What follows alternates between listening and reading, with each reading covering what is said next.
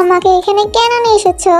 লোকটা মরিয়া হয়ে বারণ ছড়ানোর চেষ্টা করছে। তার কণ্ঠস্বরে স্পষ্ট ভয়েস চাপ, কিন্তু চোখে এখনো একরাশ জেদ।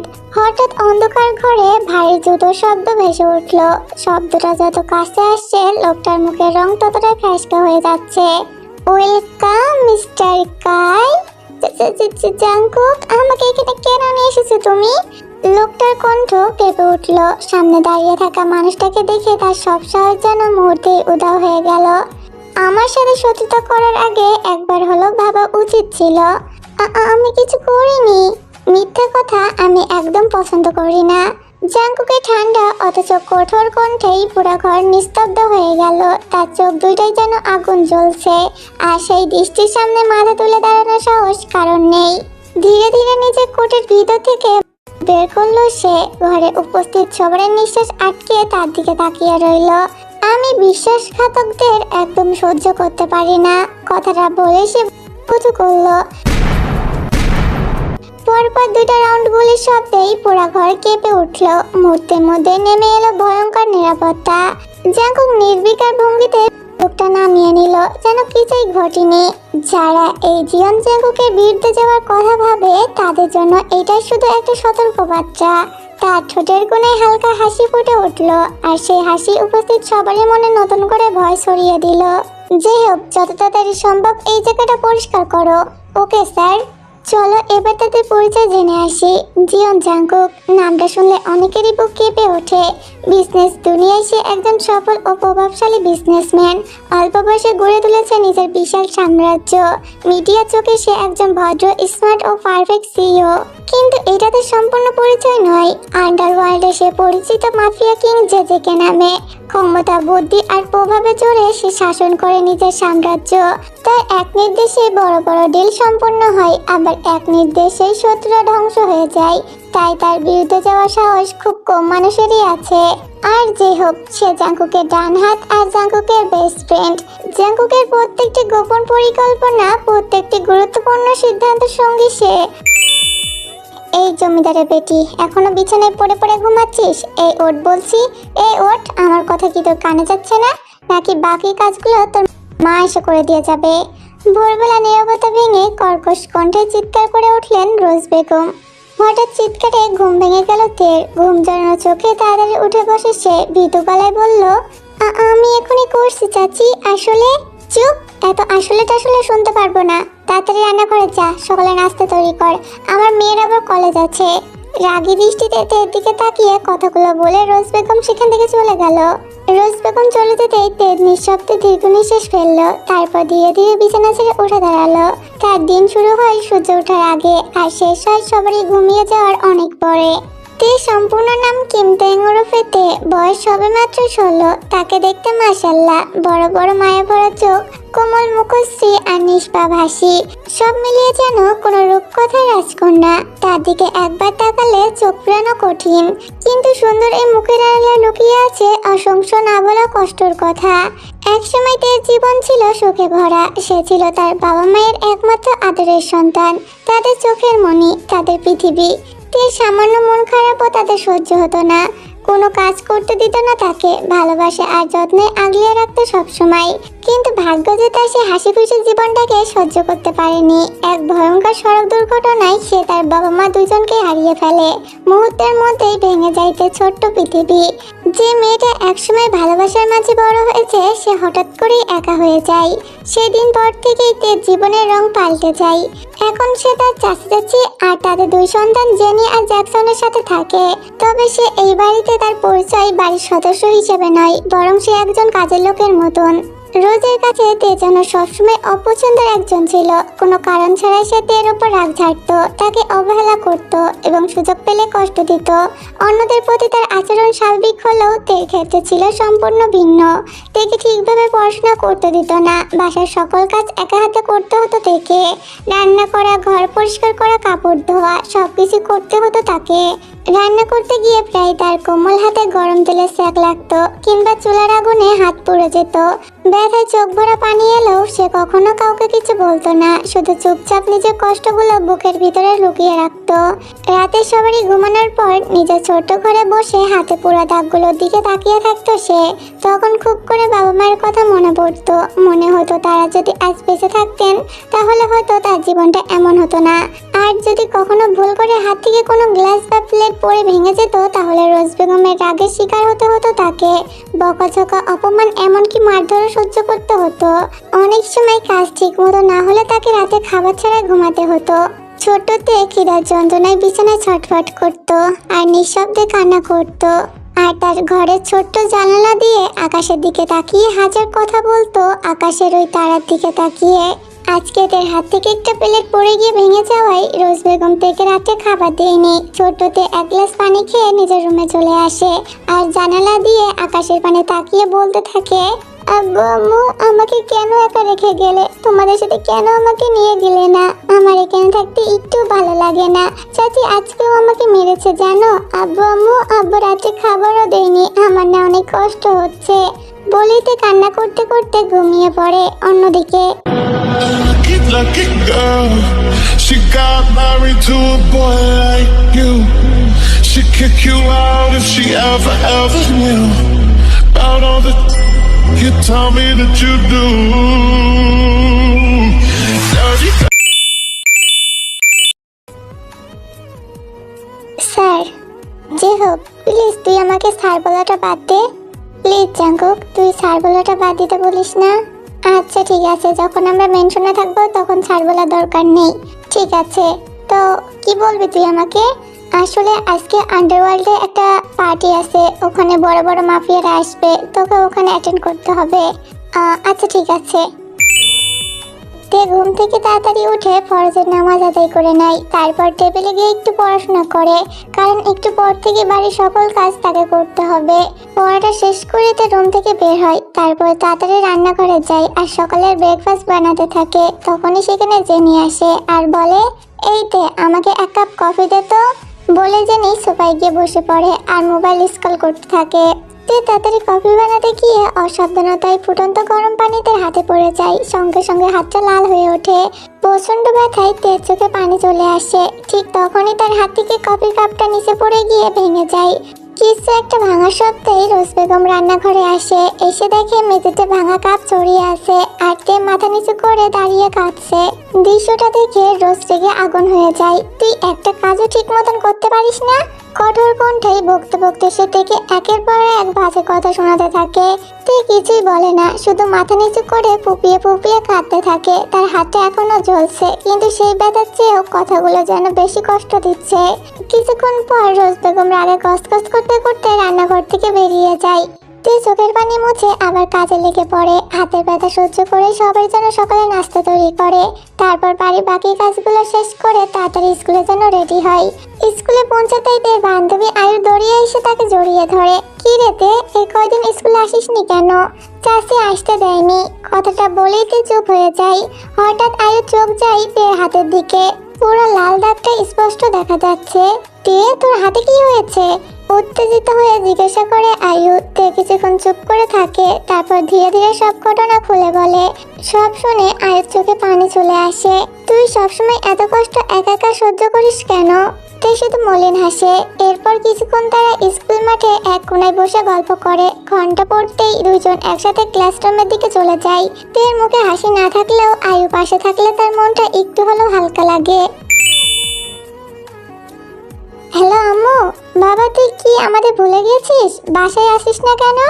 আরে আম্মু, অনেক কাজের চাপ, তাই আসতে পারছি না। কাজ তো থাকবেই বাবা, কিন্তু আমরা তো বুড়ো হয়ে যাচ্ছি। এবার একটা বিয়ে কর। আম্মু আবার শুরু করলে? আমি এখন এইসবের জন্য রেডি না। আরে মামার মাথাটা অনেক ঘুরছে, আমি মনে হয় আর বাঁচবো না। আম্মু কি হয়েছে তোমার? জাঙ্কুক তাড়াতাড়ি বাসায় আয় বাবা, তোর আম্মু সকাল থেকে অনেক অসুস্থ, শুধু তোর কথা বলছে। কি, ডক্টরকে ফোন করছো? না, বলতেছে আমার ছেলে না আসলে আমি ডক্টর দেখাবো না। আমি ডক্টর দেখাবো না? আমি এবার মনে হয় মরেই যাব। না চিনু বেবি, তোমার কিছু হবে না। আচ্ছা আচ্ছা, আমি আসছি। আমি যত তাড়াতাড়ি সম্ভব আসছি। আব্বু, তুমি আমার খেয়াল রাখো। সত্যি আসবি?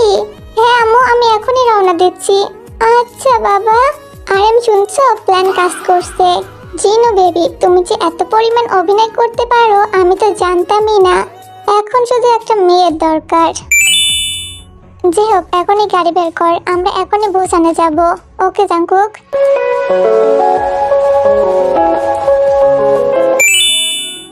স্কুল শেষ করে তো বাড়ি ফিরে আসে। প্রতিদিনের মতন সে বাড়ির পেছনে বাগানে যায়। সেখান থেকে বিভিন্ন ধরনের তাজা সবজি তুলে নিয়ে রান্নাঘরে চলে আসে দুপুরে রান্না করার জন্য। ঠিক তখনই কলিং বেলের শব্দেই পুরো বাড়ি কেঁপে ওঠে। এই দেখ, কানে কি কিছু যায় না? কতক্ষণ ধরে বেল বাজছে, যা গিয়ে দেখ কে এসেছে। জি চাচি। তে দ্রুত হাত মুছে মেন গেটের দিকে এগিয়ে যায়। গেট খুলতে দেখতে পাই মধ্যবয়স্ক এক মহিলা দাঁড়িয়ে আছেন। ভিতরে আসেন। ভদ্র মহিলাকে ভিতরে নিয়ে আসতেই রোজ বেগম ডাইনিং রুমে আসে। তে সেখানে আর না দাঁড়িয়ে চুপচাপ রান্নাঘরে ফিরে যায়। আপনাকে তো চিনতে পারলাম না। আরে আপনি দাঁড়িয়ে আছেন কেন? বসুন। তে তাড়াতাড়ি চা বানিয়ে আন। আরে না না না না, চায়ের কোনো দরকার নেই। আমি আসলে একটা গুরুত্বপূর্ণ কথা বলতে এসেছি। রোজ কৌতূহলী হয়ে তাকিয়ে থাকে। আমার পরিচয় দিই, আমি জিয়ন জিন। আমি আমার ছেলের জন্য আপনার বাড়িতে বিয়ের প্রস্তাব নিয়ে এসেছি। রোজ কিছুটা অবাক হয়ে যায়। কিন্তু আমার মেয়ে জেনে তো এখনো ছোট। না, আমি জেনির কথা বলছি না। আপনার বাড়িতে আরেকটা মেয়ে আছে না? কার কথা বলছেন? তের কথা বলছি। কথাটা শুনে রোজ ভুরু কুঁচকে ফেলে। ও ও তো এখনো ছোট, তাছাড়া ওর বিয়ে দেওয়ার কোনো ইচ্ছা নেই আমাদের। জিন মৃদু হেসে বলল, যদি তের বিয়ে আমার ছেলের সঙ্গে দেন তাহলে আমি আপনাদের নগদ 50 কোটি টাকা দেব। রোজ যেন নিজের কানকে বিশ্বাস করতে পারছে না। কি বললেন? 50 কোটি টাকা? জি, ঠিকই শুনেছেন। টাকার অংশ শুনে রোজের চোখ চকচক করে উঠল।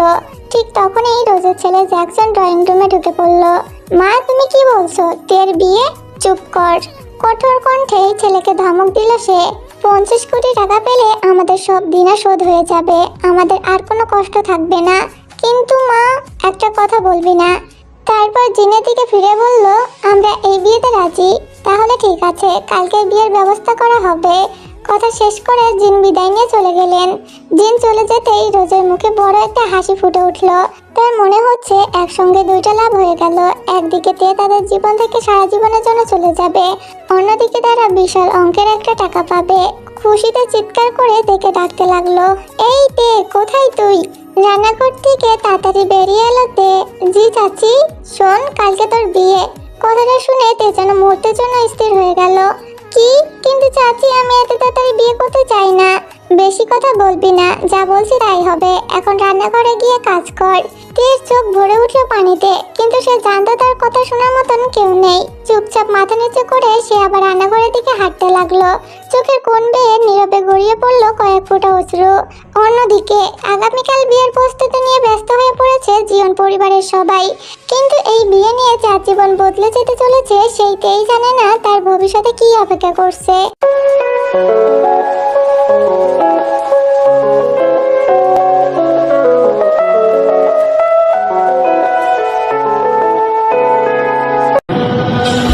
Lucky girl, she got married to a boy like you. She'd kick you out if she ever knew about all the you tell me that you do. Hey mom, dad, I am coming. ও, আমার ছেলের অবশেষে মায়ের কথা মনে পড়েছে। এতদিন পর বাসায় আসার সময় হলো। কেমন আছো মাই সান? আমি ভালো আছি ড্যাড। ওয়েট, আম্মু, তুমি না অসুস্থ? আরে না, ওইসব তো আমার অভিনয় ছিল তোকে বাড়িতে আনার জন্য। জাঙ্কুক অবাক হয়ে তার মায়ের দিকে তাকিয়ে রইল। আগে সোফায় বস, তোর সাথে আমার একটা গুরুত্বপূর্ণ কথা আছে। জাঙ্কুক বসতেই জিন গম্ভীর মুখে বলল, আমরা তোর বিয়ে ঠিক করেছি। ঠিক তখনই দরজা খুলে ভিতরে ঢুকলো জিমিন। আম্মু, আমি চলে এসেছি। আরে ভাইয়া, তুমি কখন এলে? জিমিন এসেই জাঙ্কুককে জড়িয়ে ধরে। এই তো একটু আগে। জিমিন, তুইও এখানে বস, তোদের দুজনের সাথে আমার গুরুত্বপূর্ণ কথা আছে। তারপর আবার জাঙ্কুকের দিকে তাকিয়ে বলল, জাঙ্কুক, তোর বিয়ে ঠিক করেছি আমরা। কি? আম্মু, আমি এখন বিয়ে করব না, সো আমি বিয়ে করছি না। কথাটা শুনে জিন হঠাৎ হাত দিয়ে বুক চেপে ধরলো। আরে আমার বুকের ভিতর কেমন একটা হচ্ছে, মনে হয় আমি আর বাঁচবো না। আম্মু, কি হয়েছে তোমার? আমার সাথে কথা বলা দরকার নেই। জিমিন, মনে হয় এটা আমার শেষ দিন। না আম্মু, তোমার কিছু হবে না।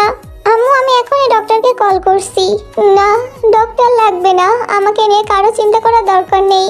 জাঙ্কুক কিছুক্ষণ চুপ করে রইল, তারপর দীর্ঘ নিঃশ্বাস ফেলে বলল, ঠিক আছে আম্মু, আমি বিয়েতে রাজি। কথাটা শুনেই জিন এক লাফ দিয়ে সোজা হয়ে বসলো। আমি একদম ঠিক আছি, তাহলে কালকেই বিয়ে? জাঙ্কুক হতভম্ব হয়ে মায়ের দিকে তাকিয়ে রইল। আরে মুখ লুকিয়ে হাসি লুকানোর চেষ্টা করছে। ও মাই জিনু বেবি, কি অভিনয়টাই না করলে তুমি। জাঙ্কুক আর কিছু না বলে নিজের রুমে চলে গেল। পরের দিন খুব ধুমধাম করে জাঙ্কুক আর টের বিয়ে হয়ে গেল। কিন্তু বিয়ের পুরো সময়টাও জাঙ্কুক তার নতুন বউর মুখ দেখেনি। অন্যদিকে কথা অনুসারে জিন নগদ 50 কোটি টাকা রোজ বেগমের হাতে তুলে দেন। রোজ বেগম টাকার ব্যাগের দিকে তাকিয়ে একটা হাসি দেন, আর এইদিকে দেন নিজের জীবনের নতুন অধ্যায়ে পা রাখলো। না জানি সামনে তার জন্য কি অপেক্ষা করছে। বাসায় ফিরে জাঙ্কুক কারোর দিকে না তাকিয়ে সোজা নিজের রুমে চলে গেল। এই বিয়েটা সে মোটেও মেনে নিতে পারেনি। অন্যদিকে জিন ছোট থেকে আলতো করে জড়িয়ে ধরে বাসার ভিতরে ঢুকলো। সে চুপচাপ চারপাশে দেখছিল। নতুন জায়গা, নতুন মানুষ, সবকিছু তার কাছে অচেনা লাগছিল। রাত্রে খাওয়ার সময় সবাই একসাথে ডাইনিং টেবিলে বসেছিল। পুরো টেবিল জুড়ে নীরবতা, শুধু প্লেট আর চামচের হালকা শব্দ শোনা যাচ্ছে। হঠাৎ জাঙ্কুক গম্ভীর কণ্ঠে বলে উঠলো, আম্মু, কালকে আমি সিওলে ফিরে যাব। জিন খানিকটা অবাক হয়ে তার দিকে তাকালো। কি বলছিস বাবা, এত তাড়াতাড়ি? জাঙ্কুক ঠান্ডা গলায় উত্তর দিল, তোমরা যেটার জন্য আমাকে এখানে এনেছিলে সেটা তো হয়ে গিয়েছে। এখন এখানে থাকার কোনো কারণ দেখছি না। কথাটা শুনে আরেম ভুরু কুঁচকে ফেলে। জাঙ্কুক, এভাবে মায়ের সাথে কথা বলছো কেন? আর তুমি সিওলে যেতে চাও, ভালো কথা, কিন্তু সাথে তেমাকেও তোমার সাথে নিয়ে যেতে হবে। জাঙ্কুক অবিশ্বাস চোখে তার দিকে তাকালো। হোয়াট? আমি ওকে নিয়ে যেতে পারবো না। জিন এবার শান্ত গলায় বলল, কেন পারবি না? তুই এখন তোর দায়িত্ব, ওকে তোকে নিয়ে যেতে হবে। এটাই আমাদের শেষ কথা। পুরো সময়তে চুপচাপ বসেছিল, ছোট হাত দিয়ে ধীরে ধীরে খাবার খাচ্ছিল আর সবারই কথা শুনছিল। যদিও কিছু বলছিল না, তবুও সে বুঝতে পারছিল তাকে নিয়ে এই ঝামেলা। জাঙ্কুক বিরক্ত হয়ে চেয়ার ঠেলে উঠে দাঁড়ায়, আর এক মুহূর্ত সেখানে না দাঁড়িয়ে সোজা নিজের রুমে চলে গেল। জাঙ্কুক! জিনের ডাক দিলেও সে আর পেছন ফিরে তাকালো না। পরের দিন সকালে জাঙ্কুক ডেকে নিয়ে সিওলের উদ্দেশ্যে রওনা দিল।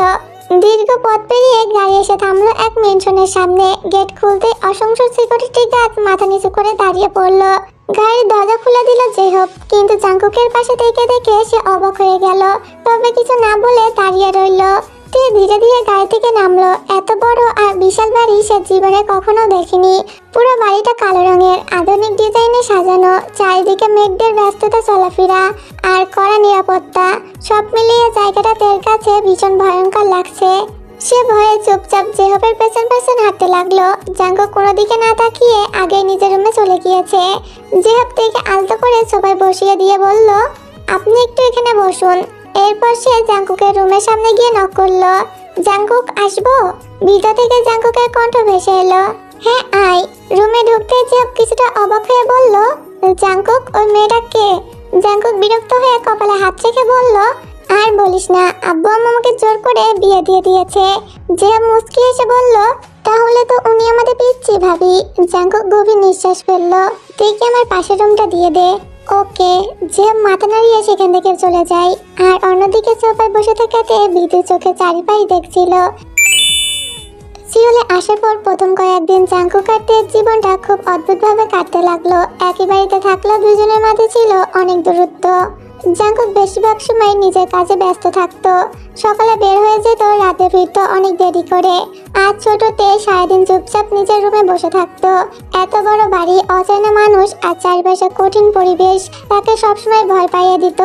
বাড়ির সবাই তের সাথে ভালো ব্যবহার করলেও সে খুব কম কথা বলতো। একদিন সকালে তে ধীরে ধীরে ডাইনিং টেবিলে এসে বসলো। তার ছোট চোখ জোড়ায় ঘুমে ভরা। চুপচাপ নাস্তা করতে লাগলো। মাঝে মাঝে জাঙ্কুকের দিকে তাকাচ্ছিল। জাঙ্কুক নাস্তা করতে করতে বলল, আজ তোমাকে স্কুলে ভর্তি করতে নিয়ে যাব। ছোটতে অবাক হয়ে চোখ বড় বড় করে তাকালো। আমি স্কুলে যাব? কিন্তু আমি তো কাউকে চিনি না সেখানে। তের কণ্ঠে ভয় স্পষ্ট ছিল। জাঙ্কুক কিছুক্ষণ চুপ থেকে বলল, ভয় পেও না, কেউ তোমাকে কিছু বলবে না। কথাটা শুনে তে আস্তে করে মাথা নাড়ালো। কিছুক্ষণ পর তে দৌড়িয়ে নিজের রুমে চলে গেল রেডি হতে। সে স্কুলে ভর্তি হতে পারবে এটা জানার পর যেন তার আনন্দ আর ধরছে না। তে রেডি হয়ে নিচে চলে আসে। গাড়িতে ওঠার পর তে জানালার পাশে বসে পুরো রাস্তা অবাক হয়ে দেখছিল। সিওলে বড় বড় বিল্ডিং, ব্যস্ত রাস্তা, সবকিছু তার কাছে নতুন লাগছিল। স্কুলে পৌঁছানোর পর তে আরো বেশি নার্ভাস হয়ে গেল। এত বড় স্কুল আর এত মানুষ দেখে সে ভয়ে জাঙ্কুকের হাত শক্ত করে জড়িয়ে ধরলো। জাঙ্কুক প্রথমে কিছু না বললেও পরে তের হাতটা শক্ত করে ধরে ভিতরে নিয়ে গেল। জাঙ্কুক আবার আগের মতন নিজের কাজে ব্যস্ত হয়ে পড়লো। মাফিয়া জগৎ, বিজনেস, মিটিং সবকিছু নিয়ে তার দিন কাটতে লাগলো। এত কিছুর মধ্যেও জাঙ্কুক এক ফোঁটা বদলায়নি। রাগী, কঠোর আর হার্টলেস রয়ে গিয়েছে। কিন্তু বাড়ির ভিতরে সবকিছু ধীরে ধীরে বদলাচ্ছিল। ছোটতে আস্তে আস্তে বড় হতে শুরু করলো। আগে সে ভয় পাওয়া চুপচাপ মেয়েটা এখন অনেকটা নিজের মতন হয়ে গিয়েছে। পুরো বাড়ি জুড়ে ঘুরে বেড়ায়, মেয়েদের সাথে অনেক গল্প করে, মাঝে মাঝে জেহাবের কাছে অনেক আবদার করে। জেহাব ছোট বোনের মতন দেখে ভালোবাসে। আর সবথেকে বিরক্ত করে জাঙ্কুককে।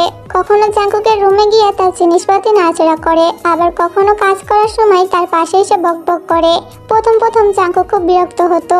তে, তুমি কি একটু চুপ থাকতে পারো না? তখন তে ঠোঁট ফুলিয়ে বলতো, আপনি সবসময় বকা দেন। এরপর রাগ করে চলে যেত। কিছুক্ষণের পর আবার নিজে থেকে ফিরে আসতো। এইভাবে সময় চলতে লাগলো। ধীরে ধীরে জাঙ্কুকও সবকিছু মেনে নিতে শুরু করলো। সব রাগ অভিমান ভুলে নিজে থেকে জিনকে ফোন করলো। ফোন ধরতেই অপর পাশ থেকে জিনের কণ্ঠ ভেসে এলো, জাঙ্কুক। অনেকদিন পর মায়ের কণ্ঠ শুনে জাঙ্কুক কিছুক্ষণ চুপ করে রইল। তারপর শান্ত গলায় বলল, কেমন আছো আম্মু? সেই দিনের পর থেকে ধীরে ধীরে সব মানবিমান শেষ হয়ে গেল। আগের মতন আবার পরিবারের সাথে কথা বলতে শুরু করলো সে। আর এর মাঝে তে অজান্তে জাঙ্কুকের জীবনের একটা অংশ হয়ে উঠলো। সকালে ঘুম থেকে উঠে তে চিৎকার শুনতে অভ্যাস হয়ে গিয়েছে তার। রাত্রে বাড়ি ফিরে থেকে না দেখলে মনের ভিতর কেমন একটা অজান্তে খারাপ লাগতো। একদিন অফিস থেকে আসতে অনেক রাত হয়ে যায় জাঙ্কুকের। পুরা বাড়ি নিস্তব্ধ। হঠাৎ সে দেখলো তে সোফায় গুটিসুটি মেরে ঘুমিয়ে আছে। হয়তো তার অপেক্ষা করতে করতে ঘুমিয়ে পড়েছে। জাঙ্কুক কিছুক্ষণ তের দিকে তাকিয়ে রইল। তারপর জাঙ্কুক ধীরে ধীরে তার সামনে হাঁটু গেড়ে বসলো। ঘুমের মাঝে তে আস্তে করে নড়ে উঠলো, যেন অনুভব করতে পেরেছে কেউ তার কাছে এসেছে। জাঙ্কুক একটা দীর্ঘ নিঃশ্বাস ফেলে খুব সাবধানে থেকে কোলে তুলে নিল। হঠাৎ কোলে উঠাই তে ঘুমের মধ্যেই জাঙ্কুকের শার্ট মুঠো করে ধরলো। ছোট মুখটা তার বুকের কাছে লুকিয়ে ফেললো। সেই মুহূর্তে জাঙ্কুকের মুখে অজান্তে হালকা হাসি ফুটে ওঠে। এত বছর পর এই প্রথম কারোর এত কাছে থাকতে তার খারাপ লাগছিল না। পুরো বাড়ি তখন নিস্তব্ধ, শুধু জাঙ্কুকের ধীর পায়ের শব্দ শোনা যাচ্ছিল। সে দেখে নিয়ে ধীরে ধীরে নিজের রুমে চলে গেল। রুমের হালকা আলোতে দেখে আরো বেশি সুন্দর লাগছিল। জাঙ্কুক খুব যত্ন সহকারে তাকে বিছানায় শুয়ে দিল। তারপর আলতো করে কম্বল টেনে দিল তার গায়ে। ঘুমের মধ্যে তে আস্তে করে জাঙ্কুকের হাত টেনে ধরলো আর বিড়বিড় করে বলল, যাবেন না প্লিজ। ছোট কণ্ঠ শুনে জাঙ্কুক থেমে গেল। কিছুক্ষণ চুপচাপ তের দিকে তাকিয়ে রইল সে। তারপর আস্তে করে বিছানার পাশে বসে তের কপাল থেকে বেবি হেয়ার গুলো সরিয়ে দিল। আমি এখানেই আছি। জাঙ্কুকের গলাটা অদ্ভুত নরম শোনালো। আর সেই মুহূর্তে সে বুঝতে পারলো এই ছোট্ট মেয়েটা অজান্তে তার কঠিন হৃদয়ে নিজের জায়গা করে নিয়েছে। তারপর থেকে জাঙ্কুক যেন পুরোপুরি বদলে গেল। সে এখন তেকে পাগলের মতন ভালোবাসতে শুরু করেছে। যদিও মুখে কখনো সরাসরি বলেনি, কিন্তু তার প্রত্যেকটা কাজে সে ভালোবাসা স্পষ্ট বুঝিয়ে দিত। তে খেয়েছে কিনা, ঠিক মতন ঘুমাচ্ছে কিনা, স্কুলে কোনো সমস্যা হচ্ছে কিনা সবকিছু খেয়াল রাখতো জাঙ্কুক। কখনো রাতে দেরি করে ফিরলে প্রথমে তে রুমে গিয়ে দেখে আসতো সে ঘুমাচ্ছে কিনা। তে অসুস্থ হলে পুরা বাড়ি মাথা তুলে ফেলতো। এমনকি তের পছন্দ ছোট ছোট জিনিসও মনে রাখতো সে। আর এইসব দেখে তের অনেক ভালো লাগতো, কারণ সে তো অনেক আগেই নিজের বাণীকে ভালোবেসে ফেলেছে। সময় কখনোই থেমে থাকে না, তেমনই সময়ের সাথে সাথে অনেক কিছু পাল্টে গিয়েছে। দেখতে দেখতে ছোটতে অনেক বড় হয়ে গিয়েছে। আগে সেই বাচ্চা ছিল চেহারার মাঝে, এখন সৌন্দর্য ফুটে উঠেছে। Nancy, Nancy. জি স্যার। টেবিলকে রেডি করিয়ে দাও, আমাদের একটা পার্টি অ্যাটেন্ড করতে হবে। Okay sir. জাঙ্কুক রেডি হয়ে তের জন্য অপেক্ষা করছিল। কিছুক্ষণ পর সিঁড়ি বেয়ে ধীরে ধীরে নেমে আসলো তে। তাকে দেখা মাত্র জাঙ্কুক স্থির হয়ে গেল। কালো ড্রেসে দেখে অসম্ভব সুন্দর লাগছিল। জাঙ্কুক যেন কয়েক সেকেন্ডের জন্য শ্বাস নিতে ভুলে গেল। তে মুস্কি এসে তার সামনে এসে দাঁড়ালো। বানি, আমাকে কেমন লাগছে? জাঙ্কুক কিছুক্ষণ চুপচাপ তাকিয়ে থেকে হালকা হেসে বলল, আমার টেবিলকে অনেক সুন্দর লাগছে। তারপর আস্তে করে তার হাতটা ধরলো। জাঙ্কুক তার হাত ধরে বাইরে আসলো। তাকে গাড়িতে বসিয়ে নিজে বসলো। তারপর রওনা দিল পার্টির উদ্দেশ্যে।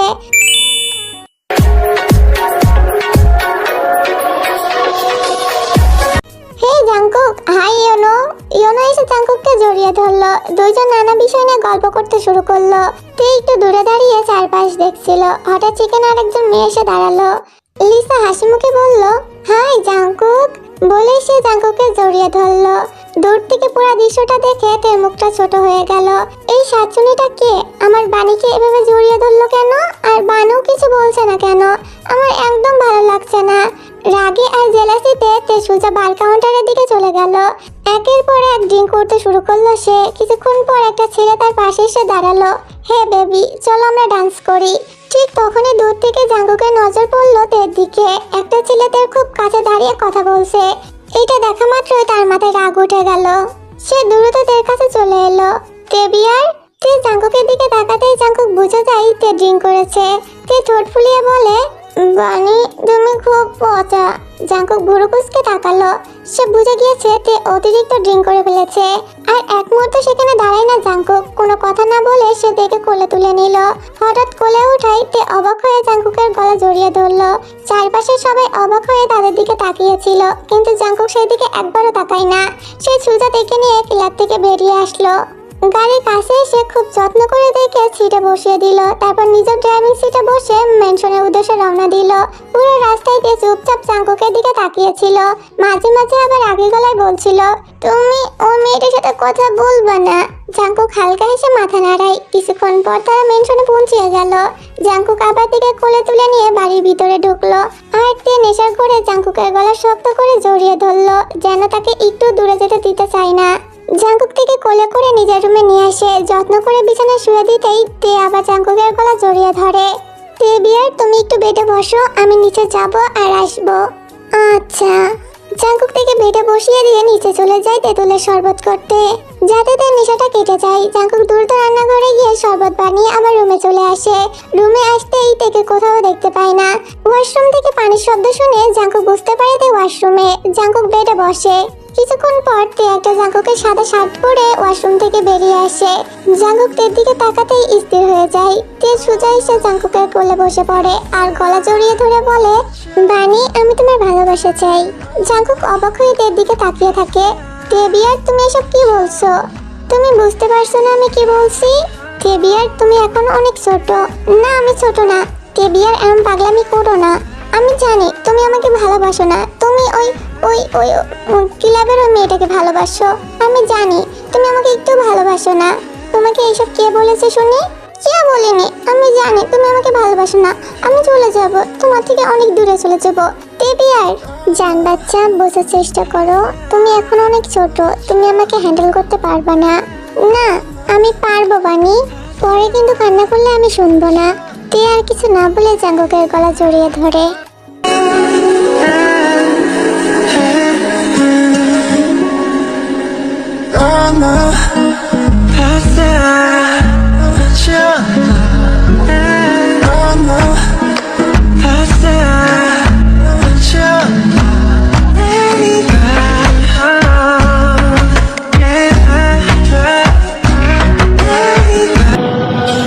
Lucky girl, she got married to a boy like you.